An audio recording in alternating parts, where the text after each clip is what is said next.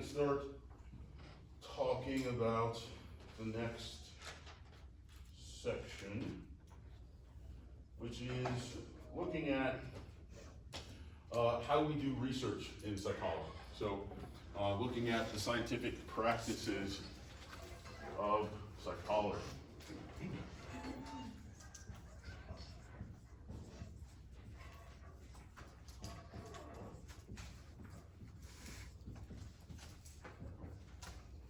Science psychology. So first, what is a science? What is a science? How do we begin to define what that is?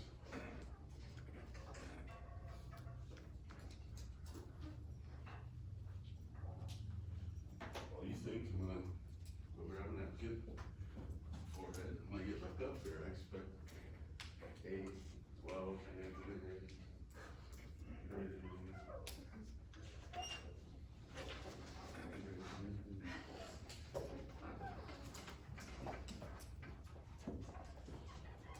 all right, what's the science? Ready? Yes, sir. Thank you. I'd say includes a series of like methods and formulas in order to understand something. Okay, so it includes some type of method or methodology, and then also maybe some type of formula to better understand something. Good. To what end? I mean,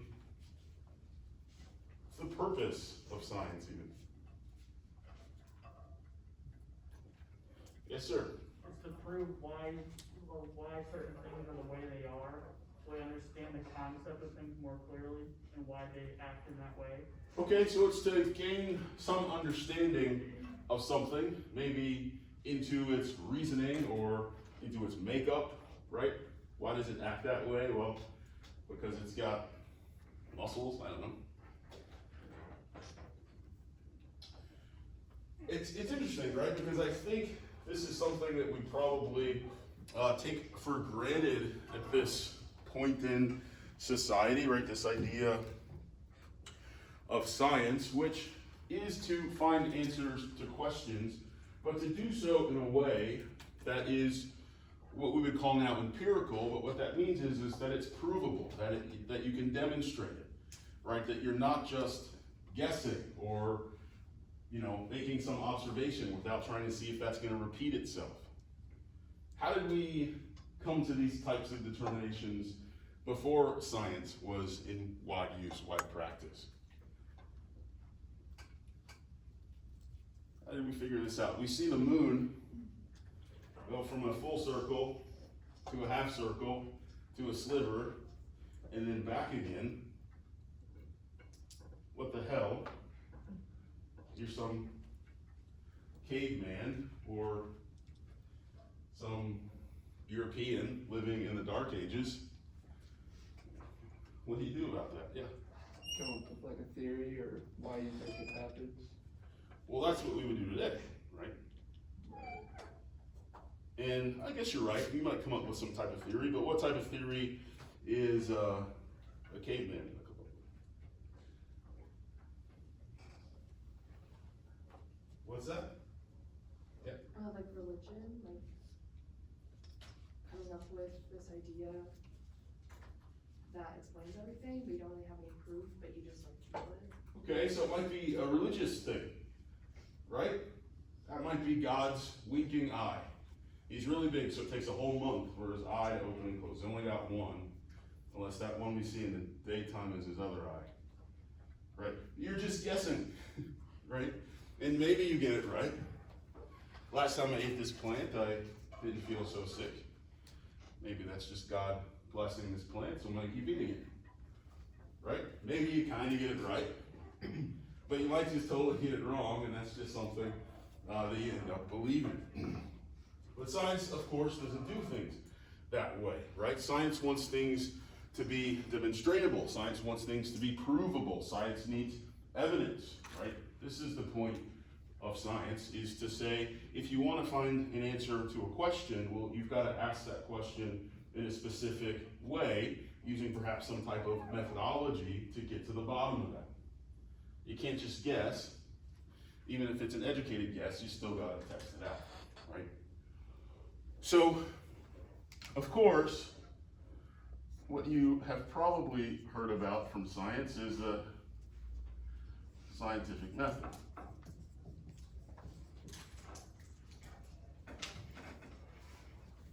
Because really what science is, this is almost a redundant phrase, because really what science is a methodology.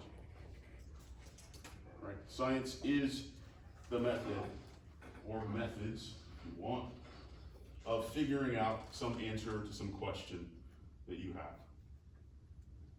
Before this, we didn't have any methodology. Again, it was just best guess, or I don't know, I'll hold this woman underwater. If she floats, she's a witch, right? That's a methodology. But we have still no science behind that methodology. So science gives us these ways to prove things, or at least ways to try to prove things, and that is, of course, the brilliance of it, or maybe the usefulness, if you prefer. So what are the parts of the scientific method? I'm sure some of you know this. Step one. Yes, ma'am. It's the first piece. Very good. So you're going to start with a question.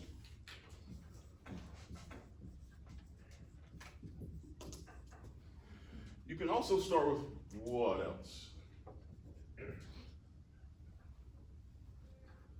Yeah. Almost. And we're going to talk today about the difference between a hypothesis and a problem. That could also work. I'm not going to white problem, but it will be somewhere between question and this other thing. Observation? Not quite. Yes, ma'am. That's what you were going to say. The observation would kind of be a 0 step, right? Because you'll make an observation and then have a question about it. So that is implied here. The other thing I'm thinking about is a theory, of course. So I may go from my observation to, oh, that bright white thing in the sky at night is God's winking eye. This is my theory. Right? So, or what is that bright white thing in the sky? This is how you start. You either start with a question or you start with a theory. And sometimes you start with both, right? What is that thing? God's eye. Then what? Who said it earlier? Yes, sir. Hypothesis. Then you go to a hypothesis. So what is the difference between a theory and a hypothesis? Anybody know? When you said yeah? Yeah. I think a hypothesis is more of like something that you believe can be tested and So a hypothesis is something that you believe you can test it. Is that what you said? Yep. And then you can maybe test it over again. Very good. This is a big piece of it. Your hand up. Like the theory is what, like your overall thing, your hypothesis is gonna be like, it happens because of this type thing. And then you're gonna give your reason for it in your hypothesis. Can you give me an example? That's great. That's a great answer.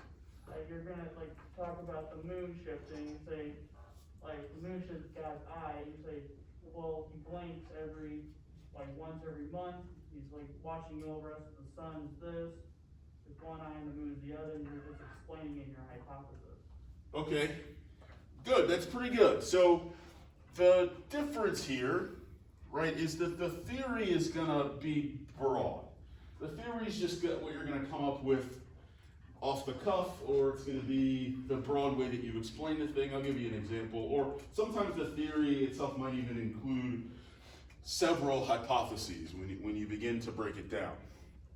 But a theory might be something like, I'm going to have to go away from the God's eye one, the theory of evolution. What do we do with that?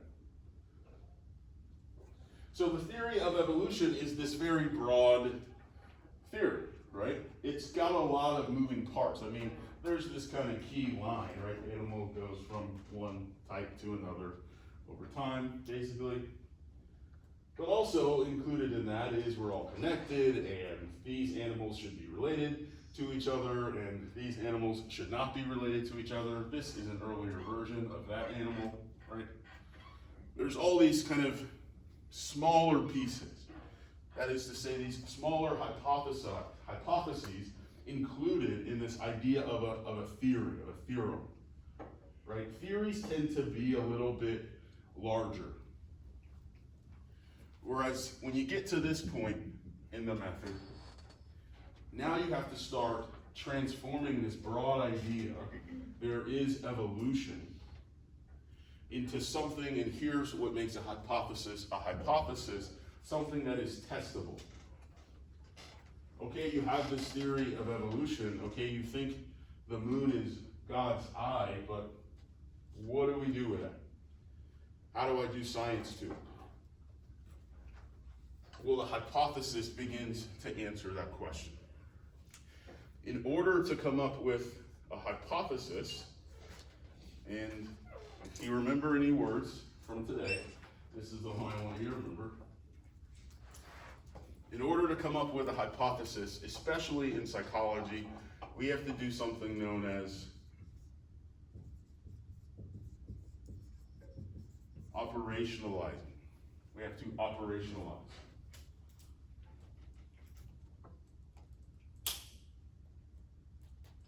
This is especially important in psychology because we have a lot of, really sort of theoretical type theories, if you will. But more importantly, we're testing things, we're interested in things, we're going to be doing science to things that are a bit vague, that don't necessarily have clear-cut definitions or understandings or particular ways to be measured. What's something in psychology that might fit that bill? Something that's maybe something you understand or you know what it is, but if you thought about counting it, or weighing it, or measuring it, or maybe even defining it, it starts to get a little tricky. What's a thing we might be interested in psychology? I'll give you a hint. You can probably say anything that is psychological. Yes, sir. Well, I guess I don't know, like Freud's theory, I guess, his personality theory. Okay, give me one of those words. Personality. Oh, very good. Oh, okay. So, one thing that we might have trouble, again, defining, perhaps, right? Like maybe a definition, but go across the hall, somebody will disagree with you. Right?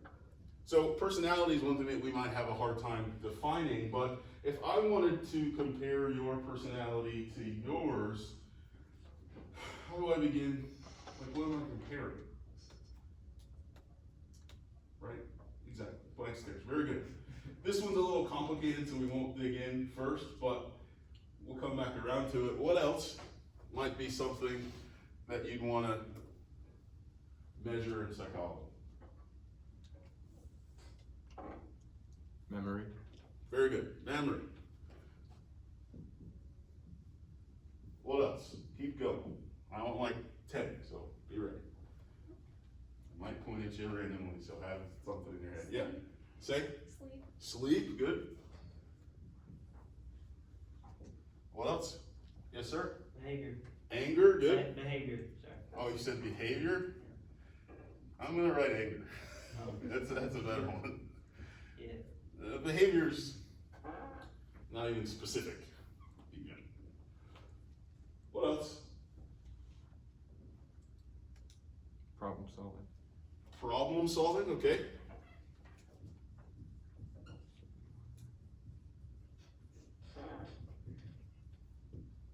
What else? Yes, sir. Dreams, good.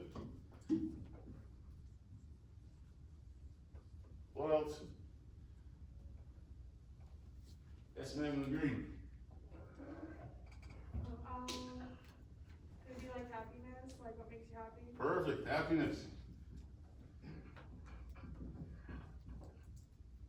What else? Yes, sir. Fear. Fear, perfect.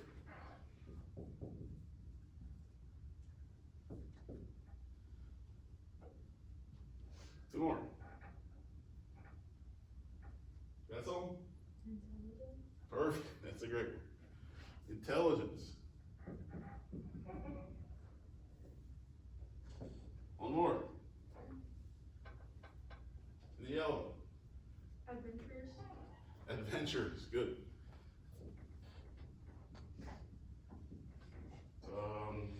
Adventure, I'll check my spelling. Alright, so these are, right, some things that we might be interested in psychology. It's a good list. So, let's take one that might seem pretty easy. Let's look at happiness. And let's say I want to do a study, or let's say I have a theory, that people, let's see,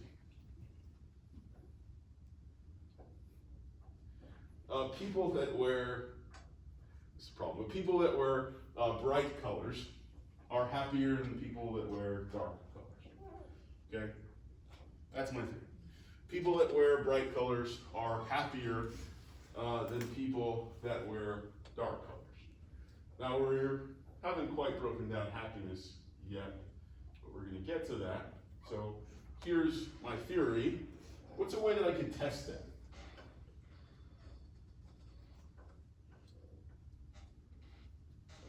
Yeah.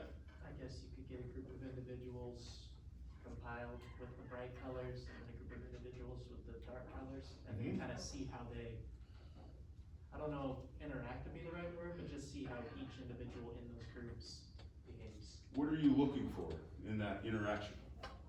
I guess the level of happiness. I don't think that's measurable in that setting. I think that's just an observation. So Well, it's, sure, it'd be observational though. okay, I mean, you can do observations as science, but you said something about it not being measurable. What's not measurable about it? Or just watching them, like subjectively, how happy they are, just from the outside. It's not measurable. What's the problem? You can't tell someone's happy? Not in a finite way, like it has a certain value. Okay, so what should we do about this problem? You give them like a survey, Okay, what's on the survey? and there's carefully worded questions about their thoughts and feelings, maybe. Okay, so, and you're gonna be trying to tap into some sense of happiness via their thoughts and feelings? Yeah. So for you, happiness is a collection of thoughts and feelings? I don't know. Versus behaviors, maybe, if I'm smiling or dancing? I'm confusing you on purpose, yes? I think if you ask them like their sleeping patterns, that could correlate to like if they're happy or not. Okay, so we're gonna look at sleeping patterns as a measure of happiness. If you sleep less, you're happier because you wanna be in the world more? Or, yeah, I guess. Yeah, so you're so, like, I'm so happy all the time, I only need 1 hour sleep, so I just wanna get right back to, Or no, cause like if you sleep less, then that impacts your mental health, so it could make you less happy. okay, so you're saying that if I sleep more, I'm happier. Yes. I like stuff. Messing with you too, yes? That's good, that is good. Have them rate their scale of happiness, like what they would rate their happiness on a scale from 1 to 10. So just how happy are you, scale of 1 to 10? Yeah, like how happy are you in life in general? Okay, good, so we might just ask them straight up. Yeah, I just was gonna say I really like that because I think a lot of people's happiness comes from like the way they interpret life. So like the way how happy they think they are, a lot of times it's how happy they really are. So if you gave them a scale like that, you could get pretty close to judging if they were happy or not. so you're saying that one's perception of happiness, this guy's a cognitive psychologist, right? How you think you are is how you are, right? If you think you're happy, that's gonna affect your feelings and your behaviors. Good, one more? Going back to what, I can't remember his name, what he said earlier about how, like, observing people, like, as they interact with others. Well, like, a lot of people are pretty good, like, putting on, like, a fake smile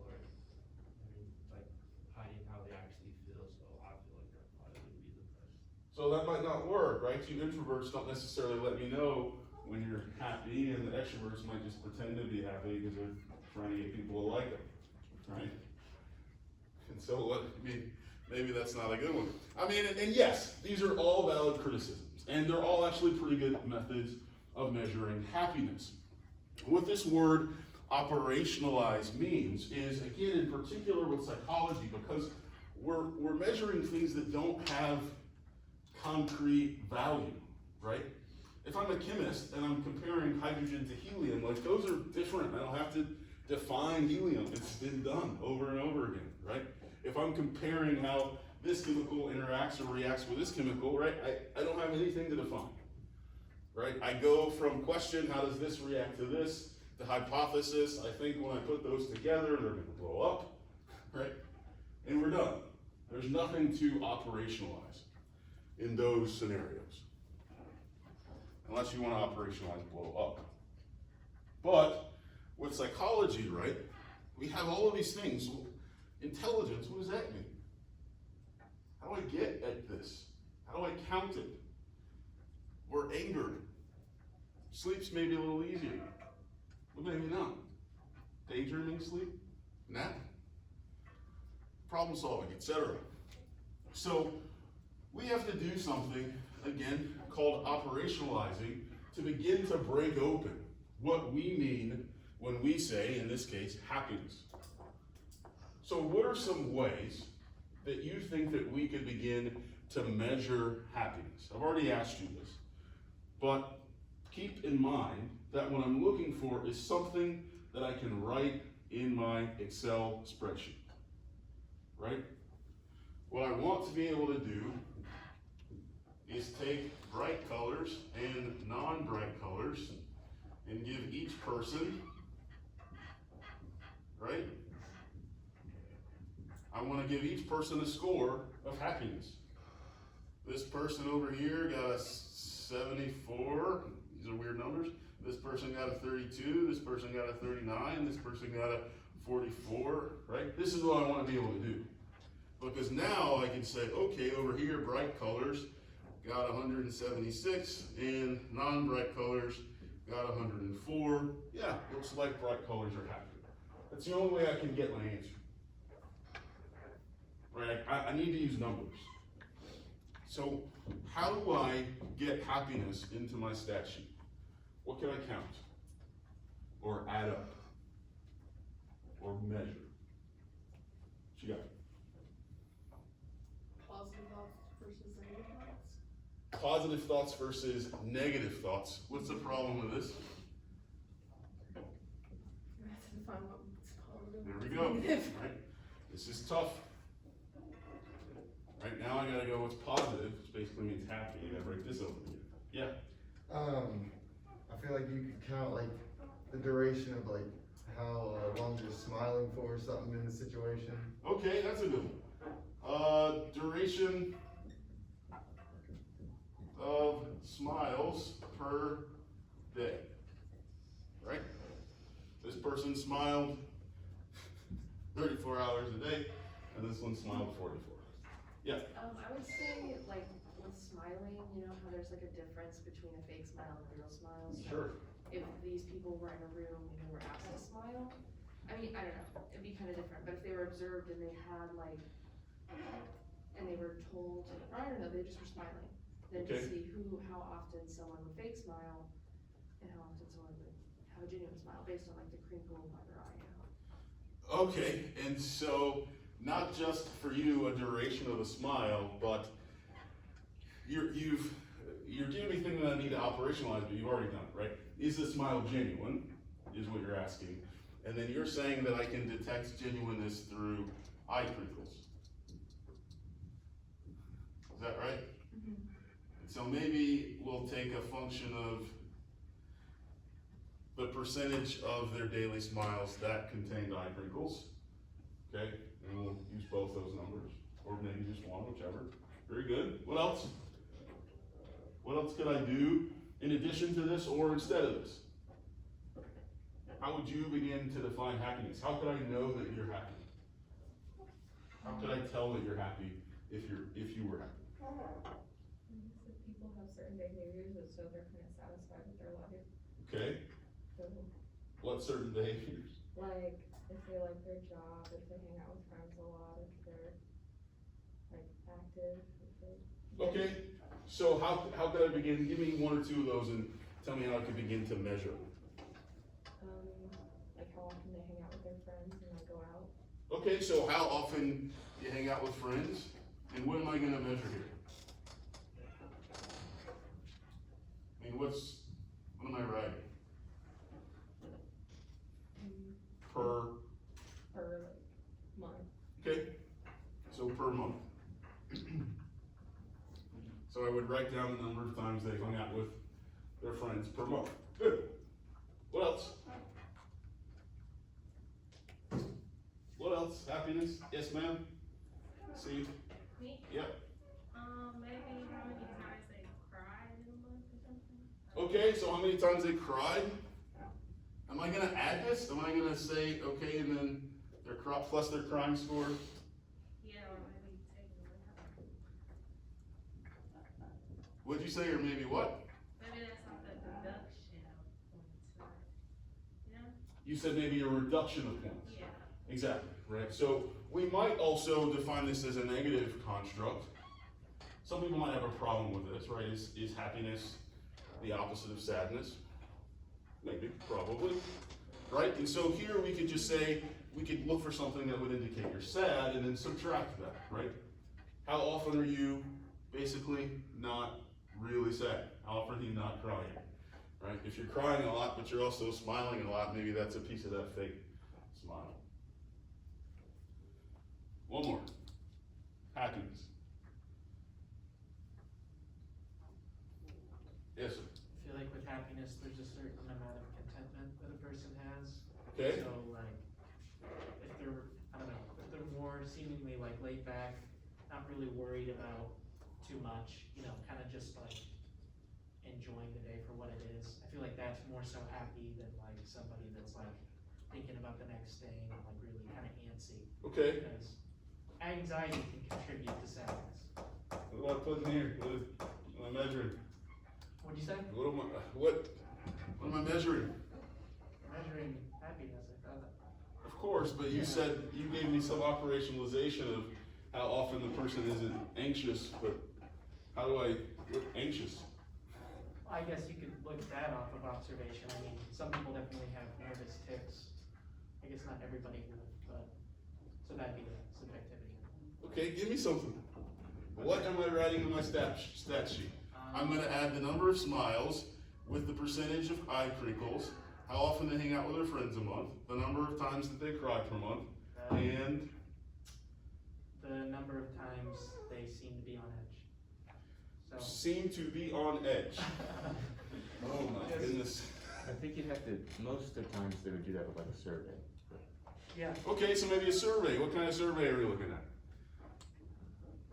Help them out.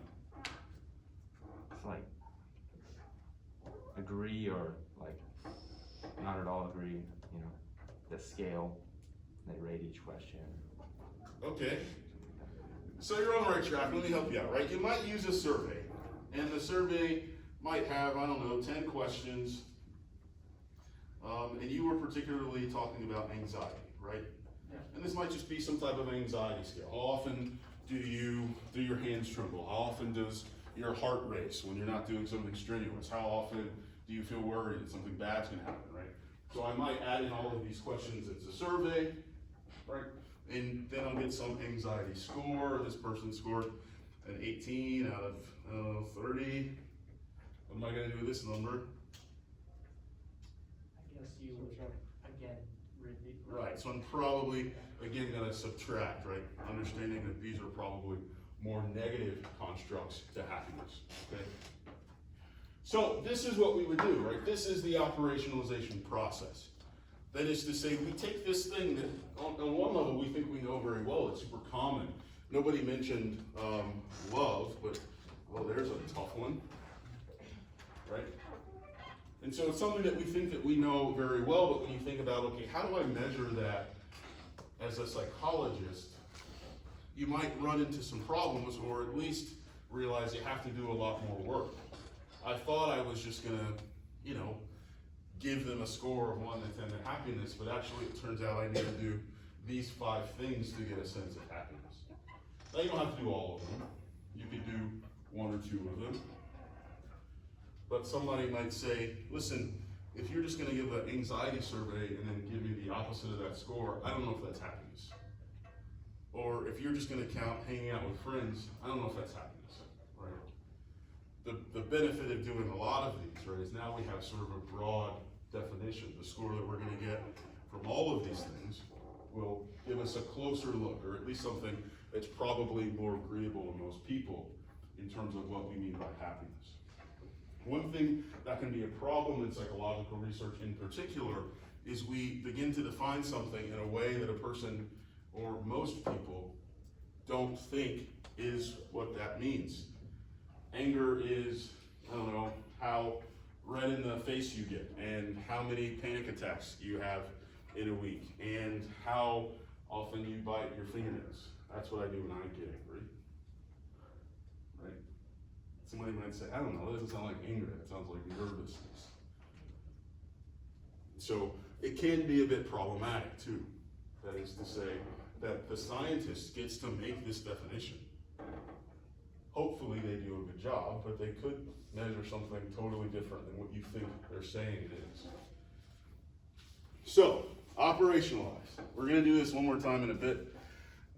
See if I can start a fight in the room, and then we'll move on. But first, let's finish out this list. So what comes after hypothesizing? Then what do you need to do?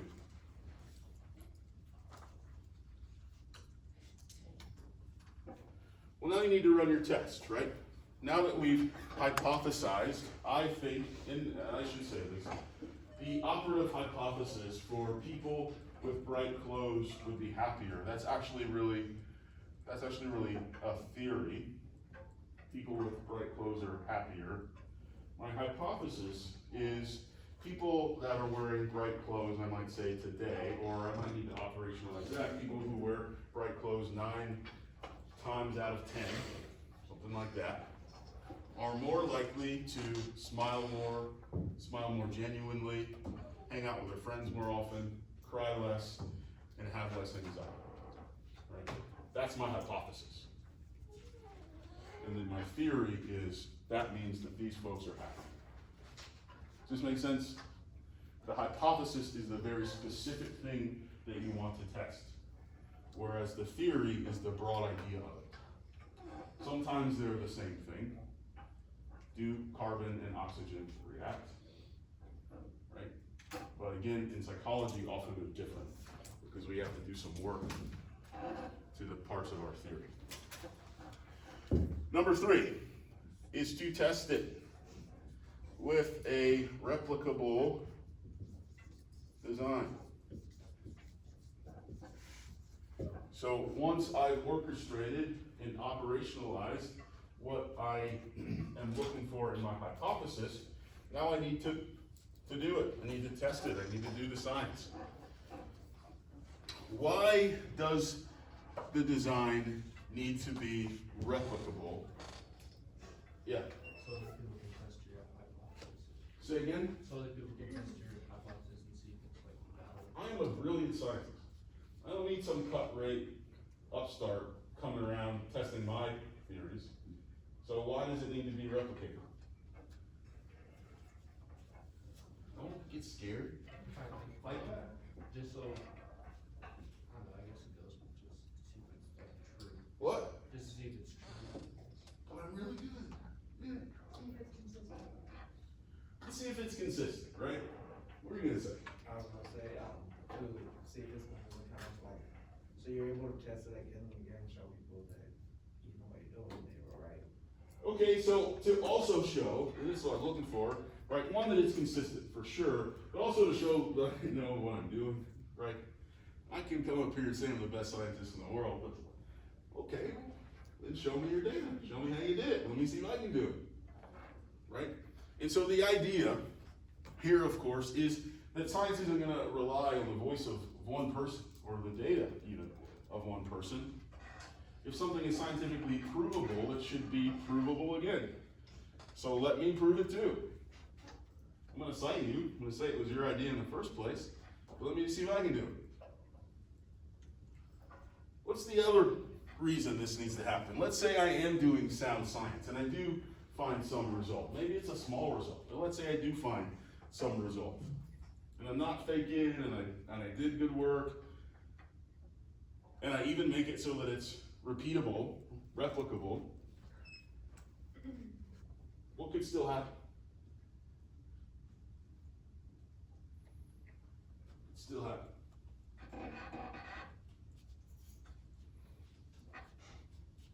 Yeah. There still could be some kinks, there still could be something that goes wrong. Okay. Or something that goes right. What I'm looking for is, I may do a perfect study, and it's just a fluke. It just so happened that in this, I don't know what my example's gonna be, but it just so happened that at this university,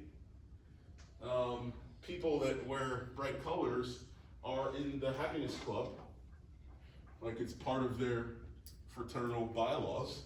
You have to wear bright colors, you're a happy person, right? And so of course they're probably gonna be happier, but that's maybe just that you see them because that's some fluke. Not everybody who's happy is mandated to wear bright colors otherwise.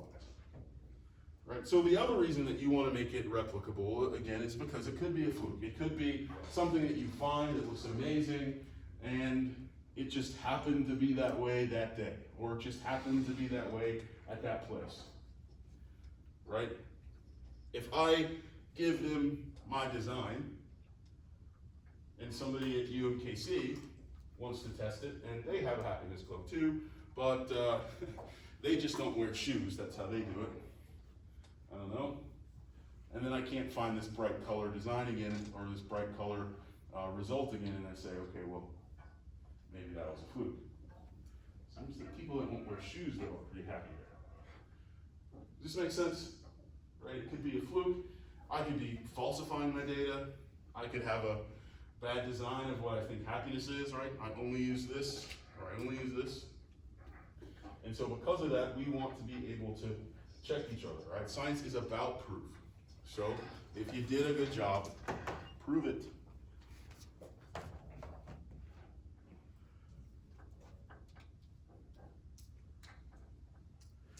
And then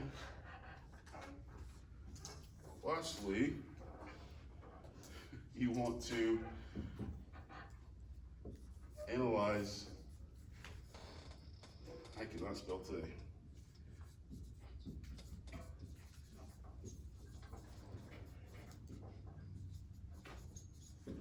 You want to analyze and draw conclusions. Now, the cool thing about this, I think, is you're kind of taking it from this theoretical, verbal type description through this more technical, then even into mathematical or at least statistical methodology. And then at the end of that, you gotta turn it back into words. You gotta turn it back into something that's consumable by a person. Not people with bright clothes scored this, and this, and people with darker clothes scored this, and this. We wanna turn it back into some theory or answer about happiness, and in this case, bright clothes, right? So of course, analyzing the data is just adding those boxes up and seeing what you get, but then the draw conclusions piece, it's gonna be tricky too, but the draw conclusions piece is to say, well, what does that mean about the theory that we came in with? What does that mean about the question that we started with? And so we take it back to where we started, and we're gonna comment back on this question. We're gonna give the answer, or some piece of the answer, or we're gonna comment on the theory, or maybe rearrange or adjust the theory based on our findings. What questions do you have?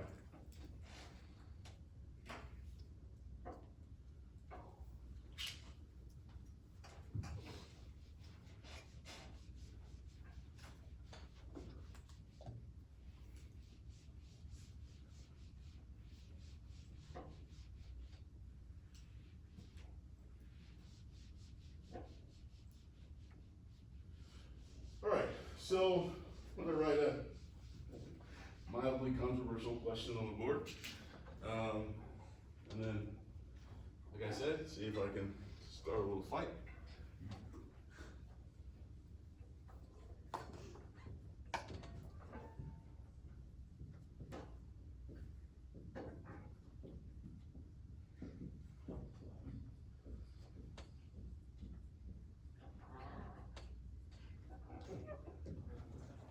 Okay, so who's more athletic? Here's my question, my scientific question. Who's more athletic, men or women? What do we gotta do to answer this question scientifically?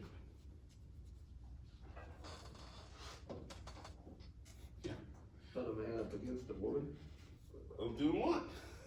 any athletic event, Any athletic or event? maybe a broad spectrum of them. Okay, you're saying You'd have to a lot of separate things, I need some several things. specifics, Use specific operationalize. definition of athletic, like how you would measure athleticism itself, like, does that mean, you find a way, like specifically what that word means, does that mean like, That's what we're doing, that's my question. okay, no, like you need to like define athletic before you're able to. Okay, so you're saying we need to operationalize athletic before we even move forward. Yeah. Okay, good. Let's operationalize athletic. How do we begin to test athleticism? What do we mean by athletic? Yeah, Are we talking about like ability or like interest? I don't know, we're all science, we're contributing together. Okay, well, I What's it can mean to you? talk about like interest, Okay, like. what am I writing in my data sheet here? Don't forget about the data sheet. Men, women, I need some stuff. So a survey of how many times, like, I don't know, like we can Keep say, going. like Finish. how many times you exercise a week. Good. Number of times. Or number of hours or minutes.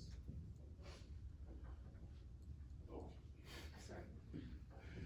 hours.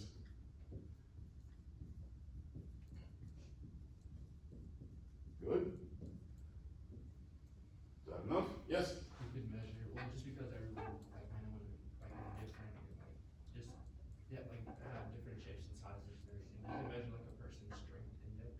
Strength index. How do you measure strength index?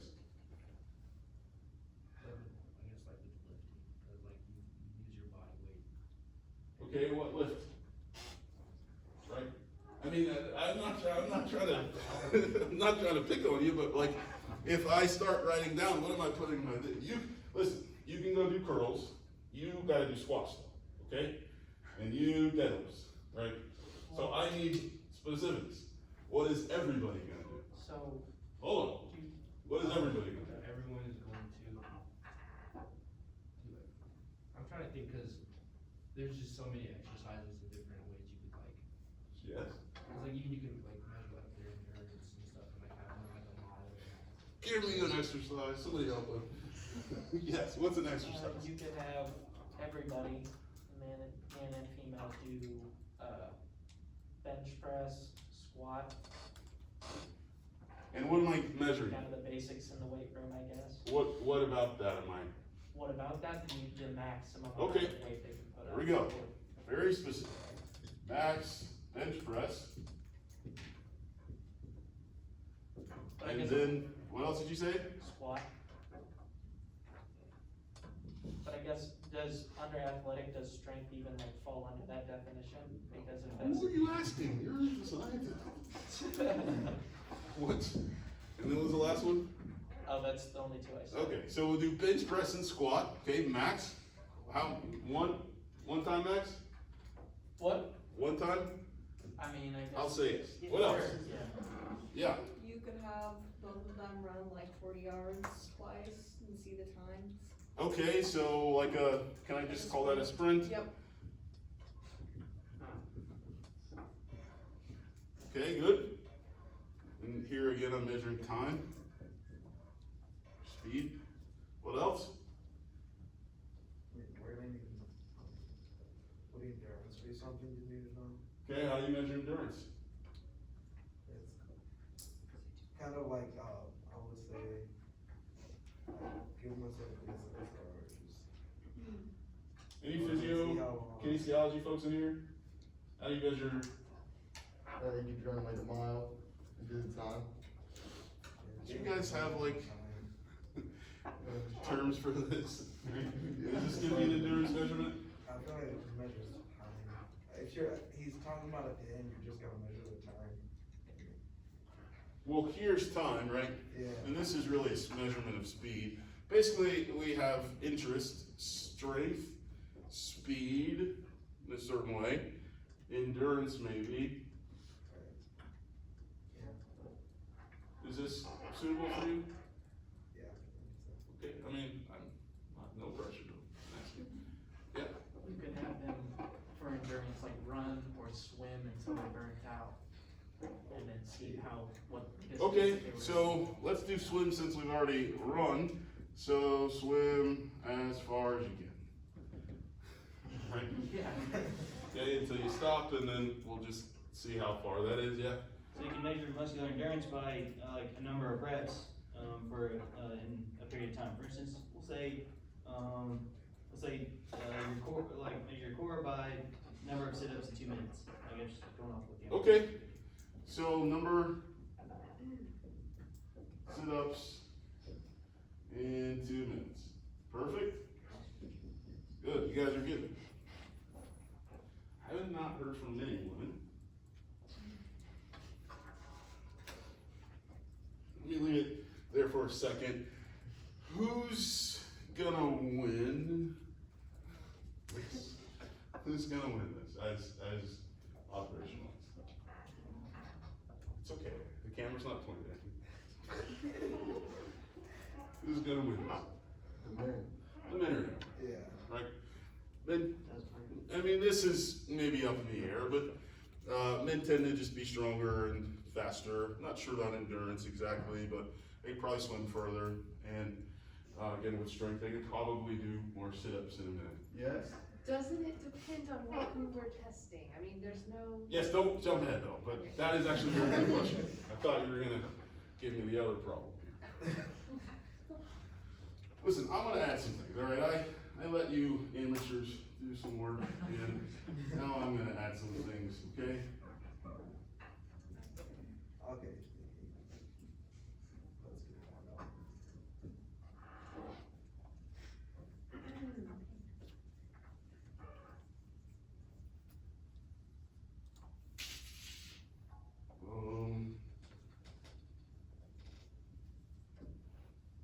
Okay? These are my additions. I think your list is sexist, quite frankly. And so here's my list. None of that. That doesn't seem like athleticism to me. I mean, strength, you kidding? Like I said, I didn't know. Yeah. So who's gonna win now? I like the one's gonna- This is my list. I like I'm looking at sit-ups per minute. Okay, I kept one of your stupid things. Flexibility, I haven't operationalized these myself, but let's say sit and reach, pain tolerance, see how long you can sit in an ice bath or something like that. How many needle pokes you can handle, gracefulness. I don't know how we're gonna measure that, but something from gymnastics. Where your toes are pointed, I don't know. And then BMI. So who's got the end here? You've already said it, say it again. Women do, right? So, what's my point? Why have I done this? Depending on the people taking the survey, giving the survey, it could end up being biased. Very good. Depending on who's giving the survey, depending on this operationalization phase, right? It can be totally biased. Even if we agree that, yeah, these things have to do with athleticism and these things have to do with athleticism, depending on which ones I choose or put more of in, right? I could be sneaky and just do all of these and, I don't know, make it look like I was trying to be fair, right? But then secretly I still know that women are gonna do much better on these three here, right? And that this is probably gonna be close, depending on which way I say BMI is contributing to athleticism, and hours per week, right? That's gonna be close too. There's no reason that women wouldn't necessarily work out as much as men. This makes sense, right? This idea of bias. What I'm trying to get across to you is that you have to be careful in consuming science, and then certainly when you're making it yourself, you have to be careful that you're trying to be fair. This could be accidental as well as intentional, right? I could just, if I went with your list, maybe it's fine, but it certainly sets a clear bias even before I get started, right? And there was no malintent here, but you might just have a bias as to what athleticism means if you're a man and we got mostly men answering. What else could happen here if I said, all right, listen, this list is a little weird. I'm gonna see if I can balance these out.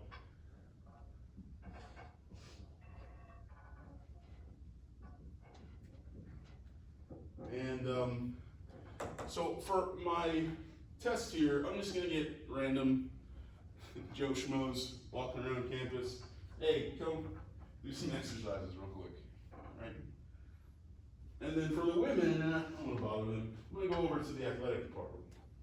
I'm gonna ask the volleyball team and the track team and the softball team. You guys mind participating in my study? We're testing athleticism. Oh yeah, I love that. I love athletics. And so they do my test, and I compare Joe Schmo student versus, I think we're Division II. Division II athletes. What's the problem? Why is it biased now? You chose to get like one of your groups is already proven to be athletic. They're doing events at D3, at D2 only. Right? And the other group? Just completely random. Is just totally random, right? And so you can also create bias in terms of your sampling, is what I'm telling you here, right?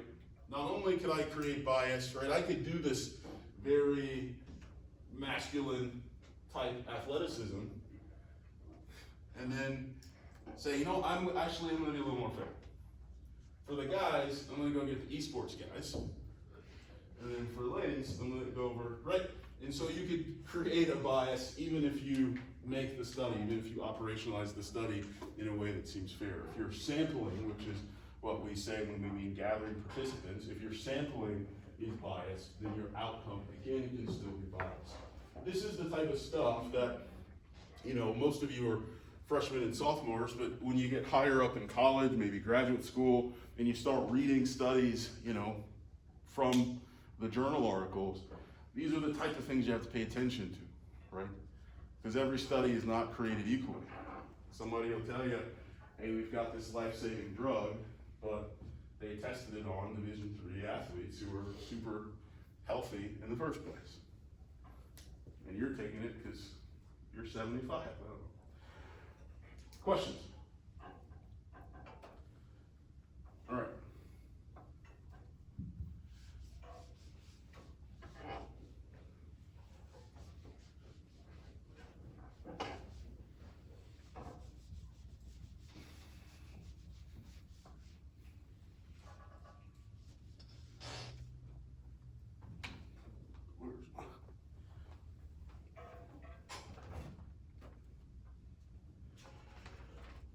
So, the last thing, I guess, today, and I think the second most important word, I shouldn't have erased this, but in that last step, in that analyze,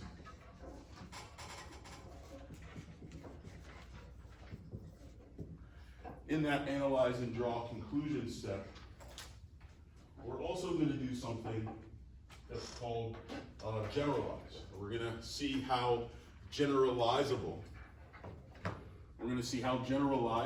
our results are.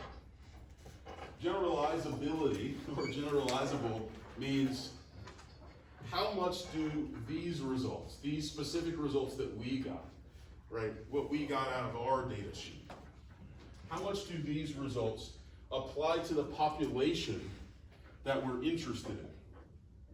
Now, sometimes that's everybody, right? If we're testing who's more athletic, men or women, this basically applies to everybody, right?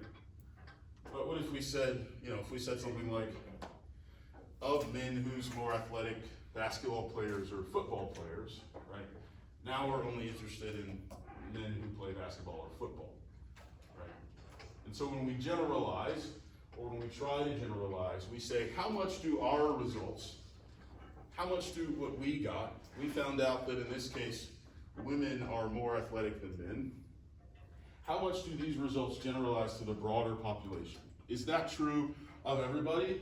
Is that true of just people at UCM? Is that true of just people in Missouri or the Midwest? Americans, right?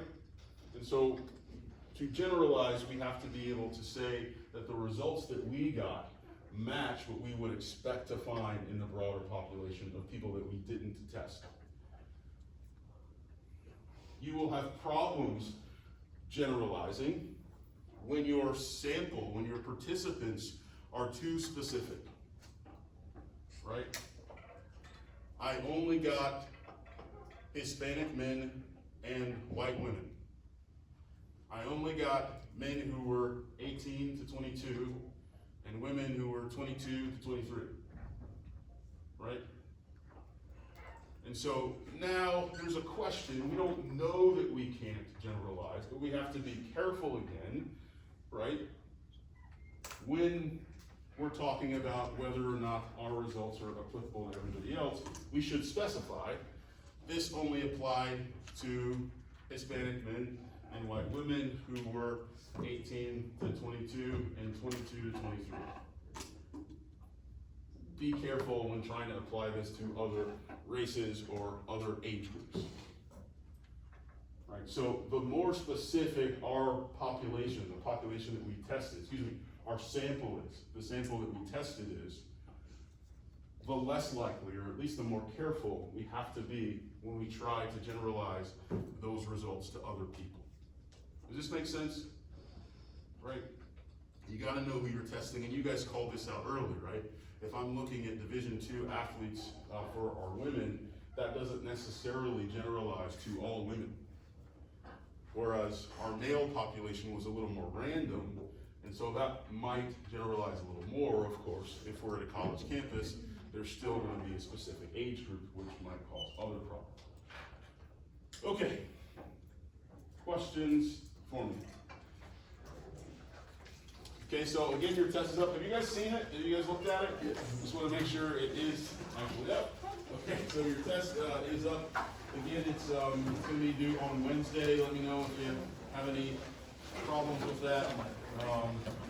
Otherwise, I'll see you next Tuesday. We'll probably be talking about biology.